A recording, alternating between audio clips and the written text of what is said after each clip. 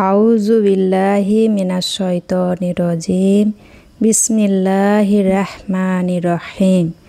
আতিউল্লাহ আতিউর রাসূল ওয়া উলিল আমরি মিনকুম। সর্বদা নিজেকে স্মরণ করিয়ে দিই, আনা আবদুকাল আজিজু দাইফু মিসকিনু জালিমু জাহাল। সমুদয় প্রশংসা শুধুমাত্র মহান আল্লাহ পাকের জন্য এবং হজরত মুহাম্মদ সাল্লাল্লাহু আলাইহি ওয়াসাল্লামের উপর লাখো দরুদ ও সালাম। আল্লাহুম্মা সল্লি আলা সাইয়্যিদিনা ওয়া মাওলানা মুহাম্মদ ওয়া আলা আলি সাইয়্যিদিনা ওয়া মাওলানা মুহাম্মাদে ওয়া বারিক ওয়া সাল্লিম। আসসালামু আলাইকুম ওয়া রাহমাতুল্লাহি ওয়া বারাকাতুহু। হযরত ওয়াইস কারনী রাহমাতুল্লাহ আলাইহি ইয়েমেন প্রদেশের করণ নামে এক গোত্রে জন্মগ্রহণ করেন বলে তাকে করণী বলা হয়। ছোটবেলায় তিনি পিতৃহারা হন। মা অতি কষ্টে তাকে লালন পালন করেন। এ কারণে মায়ের প্রতি তাঁর ভক্তি ছিল অগাধ এবং মায়ের খিদমত ছিল তাঁর জীবনের প্রধান লক্ষ্য। হজরত রাসূল করিম সাল্লাল্লাহু আলাইহি ওয়াসাল্লামের জমানা পেয়েও তিনি তাকে নিজের চোখে দেখার সুযোগ পাননি। এজন্য তিনি তাবেঈন শ্রেণীভুক্ত এবং তাদের মধ্যে শীর্ষস্থানীয়। হজরত রাসূল পাক সাল্লাল্লাহু আলাইহি ওয়াসাল্লাম হজরত ওয়াইস কারনী সম্বন্ধে বলেছেন, ওয়াইস কারনী নেক আমলে ও আল্লাহ প্রেমে সমগ্র তাবেঈনদের মধ্যে উত্তম। মাঝে মাঝে রাসূল পাক সাল্লাল্লাহু আলাইহি ওয়াসাল্লাম ইয়েমেনের দিকে পবিত্র মুখ মোবারক ফিরিয়ে বলতেন, আমি ইয়েমেনের দিক থেকে মহান আল্লাহ পাকের রহমতের সুঘ্রাণযুক্ত বায়ু ভেসে আসছে বলে অনুভব করছি। হজরত রাসূল পাক সাল্লাল্লাহু আলাইহি সাল্লাম বলেছেন, রোজ কিয়ামতে আল্লাহ পাক ওয়াইস কারনী রাহমাতুল্লাহ আলাইহির মতো দেখতে ৭০,০০০ ফেরেশতা বানিয়ে হাসরের মাঠে তাকে তাদের মধ্যে লুকিয়ে রাখবেন এবং তাদের আড়ালে রেখে তাকে জান্নাতেও প্রবেশ করানো হবে। এর কারণ হলো তিনি দুনিয়াবি জীবনে নিজেকে মানুষ থেকে গোপন রেখে ইবাদত করতে পছন্দ করেছেন। নিজেকে তিনি গোপন রাখার চেষ্টা করেছেন যেন তার ইবাদত বন্দেগীর ধারা দেখে মানুষ তার প্রশংসা না করতে পারে। আল্লাহ রাব্বুল আলামিন ওয়াইস কারনী রাহমাতুল্লাহ আলাইহির পার্থিব জীবনের এ চেষ্টা ও অভ্যাসের প্রতি সম্মান দেখিয়ে এবং তাকে গুরুত্ব দিয়ে রোজ কিয়ামতে তার জন্য সেইরূপ ব্যবস্থা করে দেবেন। আল্লাহ পাক বলেন, আমার বন্ধুরা আমার কাবার আবরণে আবৃত, আমি ব্যতীত অপর কেউ তাদেরকে চিনতে পারে না। রাসূল পাক সাল্লাল্লাহু আলাইহি ওয়াসাল্লাম হজরত ওয়াইস কারনী রাহমাতুল্লাহ আলাইহির দিকে ইঙ্গিত করে একদিন সাহাবায়ে কেরামকে বললেন, তোমরা জেনে রাখো আমার উম্মতের মধ্যে এক ব্যক্তি আছে যার সুপারিশে মহান আল্লাহ তাআলা রোজ কিয়ামতের দিন রবিয়া ও মোজার গোত্রদ্বয়ের ছাগপালের পশম তুল্য আমার উম্মতের লোকদের ক্ষমা করবেন। সাহাবায়ে কেরাম আর্জ করলেন, হে আল্লাহ রাসূল সাল্লাল্লাহু আলাইহি সাল্লাম, এমন সৌভাগ্যবান ব্যক্তিটি কে? আল্লাহ রাসূল সাল্লাল্লাহু আলাইহি সাল্লাম বললেন, সে আল্লাহর এক প্রিয় বান্দা, তার নাম ওয়াইস কারনী। সাহাবাগণ আর্জ করলেন, হে আল্লাহ রাসূল সাল্লাল্লাহু আলাইহি সাল্লাম, তিনি আপনাকে দেখেছেন? রাসূল পাক সাল্লাল্লাহু আলাইহি সাল্লাম বললেন, না, সে আমাকে কখনো বাইরে চোখ দিয়ে দেখেনি, সে অন্তরে চোখ দিয়ে দেখেছে। সাহাবায়ে কেরাম আর্জ করলেন, তিনি যদি আপনার আশিক হলেন তাহলে তিনি আপনার খিদমতে আসেননি কেন? আল্লাহ রাসূল সাল্লাল্লাহু আলাইহি সাল্লাম বললেন, দুটি কারণে সে আমার কাছে আসতে পারেনি। প্রথম কারণ হলো মহান আল্লাহ পাক ও রাসূল সাল্লাল্লাহু আলাইহি সাল্লামের মহব্বতে এতই বিভোর যে তার কোথাও যাওয়ার মতো অবস্থা নেই। দ্বিতীয় কারণ হলো তার অতিশয় বৃদ্ধা এবং অন্ধ দুর্বল চলাফেরায় সম্পূর্ণ অক্ষম মা। তাকে দেখাশোনা ও খিদমত করার সে ছাড়া আর অন্য কেউ নেই। তাছাড়া মায়ের ভরণ পোষণের দায়িত্বও তার ওপর ন্যস্ত। উট চড়িয়ে সে নিজের ও মায়ের ভরণ পোষণ করে থাকে। সাহাবায়ে কেরাম আর্জ করলেন, হে আল্লাহ রাসূল সাল্লাল্লাহু আলাইহি সাল্লাম, তার সাথে আমাদের কি সাক্ষাৎ হবে? তিনি জবাবে বললেন, না, তোমাদের সাথে এই দুনিয়ায় তার সাক্ষাৎ হবে না। পরে তিনি হজরত আবু বকর রাদিয়াল্লাহু তাআলা আনহুকে লক্ষ্য করে বললেন, তুমিও তোমার জীবনে তাকে দেখতে পাবে না। অবশ্য হজরত উমর ও হজরত আলীর তার সঙ্গে সাক্ষাৎ হবে। এরপর তিনি ওয়াইস করনী রহমতুল্লাহ আলাই পরিচয় দিতে গিয়ে বললেন, তার মাথার চুল খুব ঘন আর তার বাম পাঁজরের ওপরে ও হাতের তালুতে একটা করে সাদা দাগ আছে, কিন্তু তা ধবল রোগের চিহ্ন নয়। রাসুলে পাক সাল্লাল্লাহু আলাইহি সাল্লাম আরও বললেন, যারা মহান আল্লাহ পাকের বিশেষ বন্ধু তারা আড়ালে লুকিয়ে থাকেন। হজরত ওমর রাদিয়াল্লাহু তাআলা আনহু ও হজরত আলী রাদিয়াল্লাহু তাআলা আনহু আরও বললেন, ইয়া রাসূলুল্লাহ সাল্লাল্লাহু আলাইহি সাল্লাম, তাকে আমরা কোথায় পাব? রাসূলুল্লাহ সাল্লাল্লাহু আলাইহি সাল্লাম বললেন, তিনি ইয়েমেন দেশে উট চড়িয়ে থাকেন। এর পরের ঘটনা হলো, হজরত রাসূলে করিম সাল্লাল্লাহু আলাইহি সাল্লামের ইন্তেকালের সময় হয়ে এলে তিনি হজরত উমর রাদিয়াল্লাহু তাআলা আনহু ও হজরত আলী রাদিয়াল্লাহু তাআলা আনহুকে ডেকে বললেন, তোমরা আমার ইন্তেকালের পর আমার খিরকা অর্থাৎ পোশাকটি ওয়াইস করনীকে দিয়ে দেবে আর আমার পক্ষ থেকে সালাম জানিয়ে বলবে সে যেন আমার গুনাহগার উম্মতের জন্য দোয়া করে। হজরত উমর রাদিয়াল্লাহু তাআলা আনহুর খেলাফতের আমলে তিনি হজরত আলী রাদিয়াল্লাহু তাআলা আনহুকে সাথে নিয়ে ওয়াইস করনী রহমতুল্লাহ আলাইহির সন্ধানে মদিনা থেকে কুফার পথে চললেন। সেখানে পৌঁছে তারা কুফাবাসীদের কাছে ওয়াইস করনী রহমতুল্লাহ আলাইহির কথা জিজ্ঞেস করলেন, কিন্তু তারা কেউই তার সন্ধান দিতে পারল না।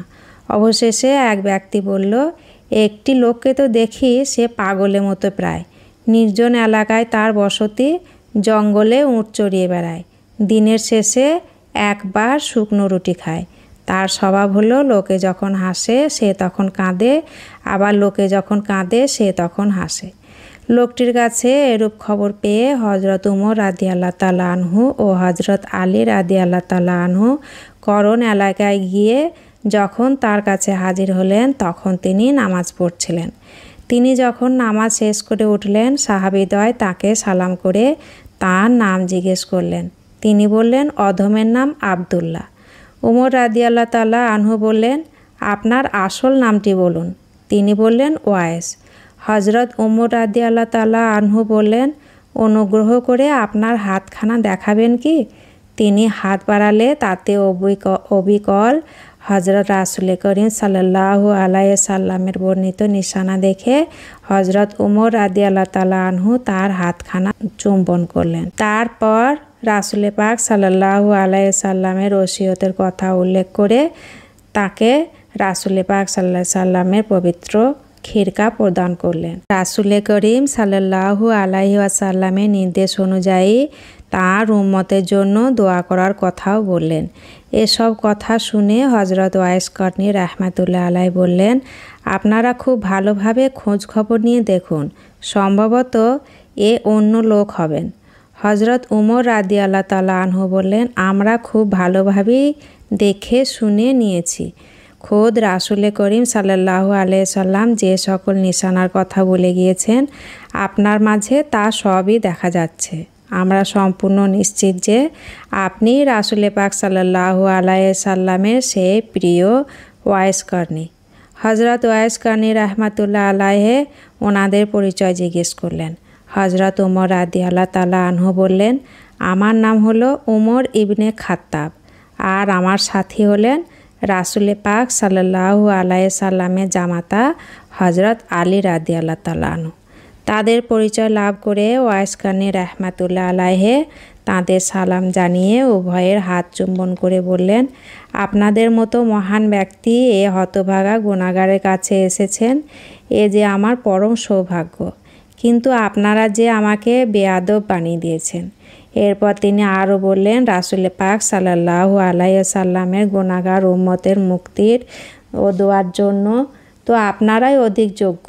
হজরত উমর রাদিয়াল্লাহু তাআলা আনহু বললেন, আমরা তো অবশ্যই করছি, কিন্তু আপনিও রাসূলুল্লাহ সাল্লাল্লাহু আলাইহি সাল্লামের নির্দেশ পালন করুন। হজরত ওয়াইস করনী রহমতুল্লাহ আলাইহি তখন হজরত রাসূলে করিম সাল্লাল্লাহু আলাইহি সাল্লামের খিরকাটি হাতে নিয়ে একটু দূরে গিয়ে সিজদায় পড়ে মহান আল্লাহ পাকের দরবারে বলতে লাগলেন, হে মাবুদ, তোমার প্রিয় হাবিব সাল্লাল্লাহু আলাইহি সাল্লাম আমাকে এ খিরকা দান করেছেন, কিন্তু যতক্ষণ পর্যন্ত তুমি উম্মতে মুহাম্মাদের গুনাহ ক্ষমা না করবে আমি এ খিরকা পরব না। হজরত রাসুল করিম সাল্লাল্লাহু আলাইহি সাল্লাম সাহাবী হজরত ওমর ও হজরত আলী রাদিয়াল্লাহু তাআলা আনহুর প্রতি যে দায়িত্ব দিয়ে গিয়েছেন তারা তা পালন করেছেন। এখন শুধু তোমারই কাজ বাকি। তুমি তোমার হাবিবের উম্মতের গুনাহ ক্ষমা করে দাও। আওয়াজ হলো, হে ওয়াইস, তোমার দোয়ার ওসিলায় কিছু সংখ্যক উম্মতে মুহাম্মাদিকে ক্ষমা করা হলো। কিন্তু হজরত ওয়াইস রহমতুল্লাহ আলাই বললেন, যে পর্যন্ত না সকল উম্মতকে মাফ করা হবে আমি রাসুলে পাক সাল্লাল্লাহু আলাইহি সাল্লামের দেওয়া খিরকা পরব না। তখন আবার গায়েব থেকে আওয়াজ হলো, যা ওয়াইস, তোমার দোয়ায় কয়েক হাজার উম্মতে মুহাম্মাদিকে মাফ করা হবে। হজরত ওয়াইস কানি রহমতুল্লাহ আলাই সিজদায় পড়ে মাবুদের সাথে এভাবে কথোপকথনে মগ্ন ছিলেন। এমন সময় হজরত উমর রাদিয়াল্লাহু তাআলা আনহু ও হজরত আলী রাদিয়াল্লাহু তাআলা আনহু তার কাছে উপস্থিত হলেন। তাদেরকে কাছে আসতে দেখে তিনি বললেন, আপনারা কেন আমার কাছে এলেন? আমি যে উম্মতে মুহাম্মাদির মুক্তির জন্য চেষ্টা করছিলাম। যে পর্যন্ত না তাদের সবাইকে মাফ করাতে পারছি সে পর্যন্ত আমি প্রিয় নবী সাল্লাল্লাহু আলাইহি সাল্লামের খিরকা পরব না। হজরত উমর রাদিয়াল্লাহু তাআলা আনহু লক্ষ্য করলেন ছেঁড়া কম্বল পরা এ দরবেশ ওয়াইস রহমতুল্লাহ আলাইয়ের কাছে সারা জগতের অমূল্য ধন সম্পদ সমূহ দেখে তিনি অভিভূত ও ভাবাবিষ্ট হয়ে বললেন, ওহে, কে আছো যে একটা রুটির বিনিময়ে খেলাপথের দায়িত্ব নিয়ে নেবে? উমর রাদিয়াল্লাহু তাআলা আনহুর কাছ থেকে এ ধরনের কথা শুনে হজরত ওয়াইস কানি রহমতুল্লাহ আলাই বললেন, যে নির্বোধ সেই তা নিয়ে নেবে, তা না হলে দূরে ছুঁড়ে ফেলে দিলে তো হয়। কারো প্রয়োজন হলে সে কুড়িয়ে নেবে, এর মধ্যে আবার অদল বদলের কি প্রয়োজন? এ কথা বলে হজরত ওয়াইস কানি রহমতুল্লাহ আলাই রাসুল করিম সাল্লাল্লাহু আলাইহি সাল্লামের দেওয়া লিবাস পরম ভক্তির সাথে পরে নিলেন। তারপর তিনি বললেন, এ নাদানের প্রার্থনায় আল্লাহ পাক কাবিলায়ে রাবিয়া ও কাবিলায়ে মুজার ছাগলের পশমের তুল্য উম্মতে মুহাম্মাদিকে ক্ষমা করে দিয়েছেন। হজরত ওয়াইস কানি রহমতুল্লাহ আলাইর কথা শুনে বিস্ময়ে অভিভূত হয়ে হজরত উমর রাদিয়াল্লাহু তাআলা আনহু তাকে জিজ্ঞেস করলেন, আচ্ছা, আপনি নবী করিম সাল্লাল্লাহু আলাইহি সাল্লামকে এত মহব্বত করেছেন অথচ একবার তার পবিত্র সাক্ষাৎ লাভ না করার কারণ কি? হজরত ওয়াইস কানি রহমতুল্লাহ আলাই এর প্রশ্নের জবাব না দিয়ে তার কাছে একটি প্রশ্ন করলেন, আচ্ছা, আপনারা তো তাকে চোখের সামনে দেখেছেন? তারা বলল, হ্যাঁ। তিনি বললেন, মনে হয় আপনারা শুধু তার জুব্বাই দেখেছেন। যদি তাকে দেখেই থাকেন বলুন তো তার পবিত্র ভুরু দুটি জোড়া লাগানো না আলাদা ছিল? তাদের দুজনের কেউই বলতে পারলেন না। এরপর হজরত ওয়াইস কানি রহমতুল্লাহ আলাই তাদেরকে আরও একটি প্রশ্ন করলেন, আচ্ছা, আপনারা তো মনে হয় প্রিয় নবীজি সাল্লাল্লাহু আলাইহি সাল্লামের প্রতি খুবই মহব্বত রাখতেন? তারা বললেন, অবশ্যই। হজরত ওয়াইস রহমতুল্লাহ আলাই বললেন, তাহলে আপনাদের দুজনের মুখে এখনও দাঁতগুলো রয়েছে কিভাবে? তার দুঃখে দুঃখিত হয়ে আপনাদের দাঁতগুলি ভেঙে ফেললেন না কেন? আমি তাকে চোখে দেখিনি। জঙ্গে উহুদে তার কোন দাঁত মোবারক শহীদ হলো তাও দেখতে পাইনি। কিন্তু যখন রাসুলে পাক সাল্লাল্লাহু আলাইহি সাল্লামের দাঁত শহীদের কথা আমার কাছে পৌঁছেছে তখন আমি ভাবলাম রাসুলে পাক সাল্লাল্লাহু আলাইহি সাল্লামের মুখে দাঁত নেই, আমি দাঁত রাখবো কিভাবে? তখন সাথে সাথে একটি দাঁত ভেঙে ফেললাম। কিন্তু মনে প্রশ্ন জাগলো যে তার কোন দাঁত শহীদ হয়েছে, হয়তো সে দাঁত আমার মুখে রয়ে গেছে। এ সন্দেহ দূর করার জন্য আমি সবগুলো দাঁতই ভেঙে ফেলেছি। হজরত ওয়াইস রহমতুল্লাহ আলাইয়ের মুখে দাঁত ভাঙা ঘটনার বিবরণ শুনে হজরত উমর রাদিয়াল্লাহু তাআলা আনহু ও হজরত আলী রাদিয়াল্লাহু তাআলা আনহু শিউরে উঠলেন। তারা বুঝতে পারলেন হজরত রাসুল করিম সাল্লাল্লাহু আলাইহি সাল্লামের প্রতি ওয়াইস রহমতুল্লাহ আলাইয়ের আন্তরিক মহব্বতের তুলনা হয় না।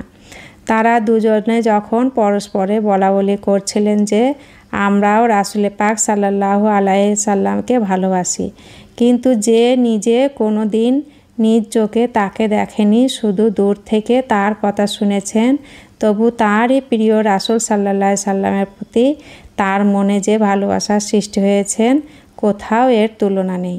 এমন ব্যক্তির কাছ থেকে নিশ্চয়ই আমাদের কিছু শিক্ষা গ্রহণ করা উচিত। হজরত উমর রাদিয়াল্লাহু তাআলা আনহু হজরত ওয়াইস রাহমাতুল্লাহ আলাইহিকে বললেন, জনাব আমাদের জন্য একটু দোয়া করুন। তিনি জবাবে বললেন, আমি দোয়া করছি আর প্রতি ওয়াক্ত নামাজের তাশাহুদে বসেও এ দোয়া করে থাকি। হে মাবুদ, তুমি মুসলিম নরনারীকে মাফ করে দাও। আর খলিফা, মনে রাখবেন, যদি আপনি ঈমান নিয়ে কবরে যেতে পারেন তাহলে দোয়া নিজেই আপনাকে খুঁজে নেবে। হজরত উমর রাদিয়াল্লাহু তাআলা আনহু বললেন, আরও নসিহত করুন। হজরত ওয়াইস রাহমাতুল্লাহ আলাইহি বললেন, খলিফা, আপনি মহান আল্লাহ পাককে চিনেছেন? উমর রাদিয়াল্লাহু তাআলা আনহু বললেন, হ্যাঁ নিশ্চয়ই চিনেছি। হজরত ওয়াইস রাহমাতুল্লাহ আলাইহি বললেন, তাহলে অন্য আর কাউকে যেন না চেনেন ও জানেন, তাহলে তাই হবে আপনার জন্য সবচেয়ে ভালো। হজরত উমর রাদিয়াল্লাহু তাআলা আনহু বললেন, জনাব আরও কিছু নসিহত করুন। হজরত ওয়াইস রাহমাতুল্লাহ আলাইহি বললেন, আল্লাহ কি আপনাকে চেনেন জানেন? হজরত উমর রাদিয়াল্লাহু তাআলা আনহু বললেন, অবশ্যই চেনেন জানেন। হজরত ওয়াইস রাহমাতুল্লাহ আলাইহি বললেন, একমাত্র তিনি ছাড়া আর কেউ যদি আপনাকে না জানে ও না চেনে তাহলে তা আপনার জন্য অধিক উত্তম। এরপর উমর রাদিয়াল্লাহু তাআলা আনহু বললেন, জনাব একটু অপেক্ষা করুন, আমি আপনার জন্য কিছু সামান নিয়ে আসি। তখন ওয়াইস রাহমাতুল্লাহ আলাইহি নিজের জামার পকেট থেকে কিছু পয়সা বার করে উমর রাদিয়াল্লাহু তাআলা আনহুকে দেখিয়ে বললেন, উট চড়ানো মজুরি বাবদ আমি এটা উপার্জন করেছি। যদি আপনি নিশ্চিত করে বলতে পারেন যে এগুলো খরচ করার পরও আমি বেঁচে থাকব, তাহলে আমার আরও কিছু জিনিসপত্রের প্রয়োজন দেখা দেবে, কিন্তু জীবনের এক মুহূর্তেরও তো বিশ্বাস নেই, তাই মাল সঞ্চয়েরও প্রয়োজন নেই। এরপর হজরত ওয়াইস কারনী রাহমাতুল্লাহ আলাইহি সাহেবাদয়কে সম্বোধন করে বললেন, হে মাননীয় মেহমানদয়, অধমের সন্ধানে এতদূর আসতে বহুত কষ্ট পেয়েছেন, আশা করি অপরাধ ক্ষমা করবেন। তবুও আপনারা বিদায় নিন। দেখুন কিয়ামতের দিন নিকটবর্তী, মহান আল্লাহ পাকের রহমতে সে সময় আবার সাক্ষাৎ হবে আশা করি। তখন আমাদের সান্নিধ্য দীর্ঘস্থায়ী হবে। আমি এখন আখেরাতের পাথেয় সংগ্রহে অত্যধিক ব্যস্ত। এই পর্যন্ত বলে সম্মানিত সাহাবীদ্বয়কে বিদায় দিয়ে তিনি নিজেও সেখান থেকে উঠে চলে গেলেন। এই সাহাবীদ্বয় ওয়াইস কারনী রাহমাতুল্লাহ আলাইহির সাথে সাক্ষাৎকারের পর থেকেই তাঁর মান মর্যাদার কথা লোক সমাজে প্রকাশ হয়ে পড়ে। এর ফলে তাঁর নির্জন ইবাদতে ব্যাঘাত ঘটে। এর ফলে তিনি সেই এলাকায় ছেড়ে কুফায় চলে যান। এরপরে হারম ইবনে জাবান ছাড়া আর কারো সাথে তাঁর সাক্ষাৎ হয়নি। হজরত হারম ইবনে জাবান ওয়াইস রাহমাতুল্লাহ আলাইহি সম্পর্কে আশ্চর্যজনক ঘটনাবলী শুনতে পেয়ে তাঁর সাথে সাক্ষাৎ করার জন্য তাকে খুঁজতে বের হয়ে পড়লেন এবং কুফায় তার সাক্ষাৎ লাভ করলেন। একদিন থেকে তিনি তাকে ফোরাত নদীতে ওযু করতে দেখলেন। ওয়াইস রাহমাতুল্লাহ আলাইহির শারীরিক নিদর্শনগুলোর কথা তিনি আগে থেকেই জানতেন। সেগুলোর মধ্যে সব তার মধ্যে দেখতে পেয়ে তিনি তাকে চিনে ফেললেন। তিনি তাকে সালাম করে মুসাফাহার জন্য হাত বাড়ালেন। হজরত ওয়াইস রাহমাতুল্লাহ আলাইহি সালামে জবাব দিলেন, কিন্তু মুসাফাহা করলেন না। ইবনে জাবান ওয়াইস রাহমাতুল্লাহ আলাইহি দারিদ্র্যের করুণ অবস্থা দেখে নিজে কাঁদলেন এবং হজরত ওয়াইস রাহমাতুল্লাহ আলাইহিও কাঁদলেন। হজরত ওয়াইস রাহমাতুল্লাহ আলাইহি বললেন, হে হারম ইবনে জাবান, তুমি আমার সন্ধান কিভাবে পেলে? ইবনে জাবান বললেন, জনাব আপনি আমার পিতার নাম ও আমার নাম কি করে জানলেন? এর আগে তো আমি আপনাকে কখনো দেখিনি। ওয়াইস রাহমাতুল্লাহ আলাইহি বললেন, মহান আল্লাহ পাকই আমাকে জানিয়ে দিয়েছেন। ইবনে জাবান ওয়াইস রাহমাতুল্লাহ আলাইহির কাছে আর্জ করলেন, জনাব রাসূলে পাক সাল্লাল্লাহু আলাইহি সাল্লামের কোনো একটি রিওয়ায়েত আমাকে বর্ণনা করে শোনান। তিনি বললেন, আমি রাসূলুল্লাহ সাল্লাল্লাহু আলাইহি সাল্লামকে কখনো স্বচক্ষে দেখিনি। তাঁর পবিত্র বাণীগুলো অন্যের মারফতে শুনেছি মাত্র। আমি মুহাদ্দিস রূপে নিজেকে প্রতিপন্ন করতে চাই না। আমার অন্য বহু কাজ রয়ে গেছে। তার কথা শুনে ইবনে জাবান বললেন, জনাব আপনি পাক কালামের কিছু আয়াত তিলাওয়াত যদি করেন তাহলে একটু শুনতে ইচ্ছা ছিল। হজরত ওয়াইস রহমতুল্লাহ আলাইহি আউযুবিল্লাহি মিনাশ শাইতানির রাজিম কালামাটি পাঠ করে আকুলভাবে কাঁদতে কাঁদতে শুরু করলেন। কুরআনে পাকের আয়াত ওয়ামা খালাকতুল জিন্না ওয়াল ইনসা ইল্লা লিয়াবুদুন তেলাওয়াত করলেন, অর্থাৎ আমি জিন ও মানব জাতিকে শুধুমাত্র আমার ইবাদতের জন্যই সৃষ্টি করেছি। এরপর ভীষণ জোরে চিৎকার করে উঠলেন। মনে হলো তিনি বেহুশ হয়ে গিয়েছেন, কিন্তু তিনি ইবনে জাবানকে লক্ষ্য করে বললেন, ইবনে জাবান, তুমি কোন উদ্দেশ্যে এখানে এসেছো? ইবনে জাবান বললেন, আপনার প্রতি ভালোবাসা ও শ্রদ্ধায় আমাকে টেনে এনেছে। হজরত ওয়াইস রহমতুল্লাহ আলাইহি তার কথা শুনে বললেন যে মহান আল্লাহ পাককে চিনেছে, সে মহান আল্লাহ পাক ছাড়া অন্যকে কি করে ভালোবাসতে পারে? জেনে রেখো, একমাত্র মহান আল্লাহ পাক ছাড়া অন্য কারো সাথে বন্ধুত্ব স্থাপন করে কেউ কোনোদিন সফল হতে পারেনি। এরপর ইবনে জাবান বললেন, জনাব, আমাকে কিছু উপদেশ দিন। হজরত ওয়াইস রহমতুল্লাহ আলাইহি বললেন, ইবনে জাবান, যখন ঘুমোতে যাবে তখন মৃত্যু তোমার শিয়রে আছে বলে মনে করবে, আর জাগ্রত অবস্থায় সর্বদাই মৃত্যুকে তোমার চোখের সামনে আছে বলে মনে করবে। যে কোনো গুনাহকে ছোট বলে মনে করবে না, কেননা গুনাহকে ছোট করে মনে করা ঠিক গুনাহ করারই শামিল। ইবনে জাবান তার কাছে জিজ্ঞেস করলেন, জনাব বলুন, এখন আমি কোথায় বসবাস করব? হজরত ওয়াইস রহমতুল্লাহ আলাইহি বললেন, তুমি সিরিয়ায় চলে যাও। ইবনে জাবান বললেন, নতুন অপরিচিত দেশে গিয়ে রুজি রোজগার কিভাবে করব? হজরত ওয়াইস রহমতুল্লাহ আলাইহি বললেন, মনে এত ভাবনা চিন্তা থাকলে উপদেশে কোনো ফায়দা হবে না। ইবনে জাবান আরও কিছু নসিহতের জন্য অনুরোধ করলে হজরত ওয়াইস রহমতুল্লাহ আলাইহি বললেন, তোমার পিতা চলে গেছেন।